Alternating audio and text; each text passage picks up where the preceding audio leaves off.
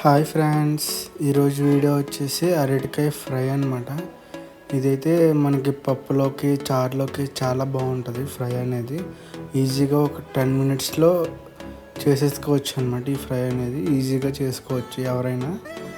First మనం అరటికాయ ముక్కలు అనేవి బాగా అలా సన్నగాను అలాగే రౌండ్గా వచ్చేటట్టు కట్ చేసుకోవాలి.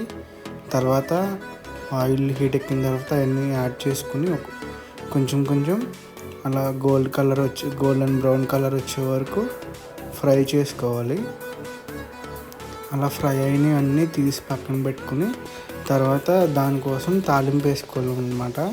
జీలకర్ర, ఆవాలు, వెల్లుల్లిపాయ, ఎండుమిర్చి, కరివేపాకు, శనగపప్పు అవన్నీ వేసుకుని కొంచెం వేగిన తర్వాత ఉల్లిపాయలు, పచ్చిమిరపకాయలు అవి కూడా మగ్గించుకోవాలి.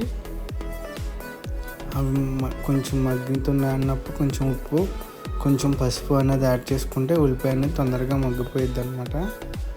అలా మొత్తం ఆనియన్స్, మిర్చి అన్నీ వేగిపోయిన తర్వాత మనం ముందుగా ఫ్రై చేసి పెట్టుకున్న అరటికాయ ముక్కలు ఉన్నాయి కదా, అవి వేయించుకుని పెట్టుకున్నవి అవి యాడ్ చేసుకుని బాగా మిక్స్ చేసుకోవాలి.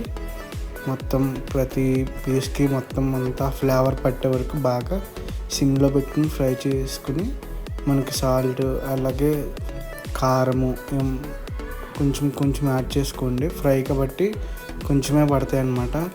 కారము, సాల్ట్ అనేది దానికి సరిపడా సాల్ట్ అలాగే కారం రెండు యాడ్ చేసుకుని బాగా సిమ్లో పెట్టుకుని ఫ్రై చేసుకోండి.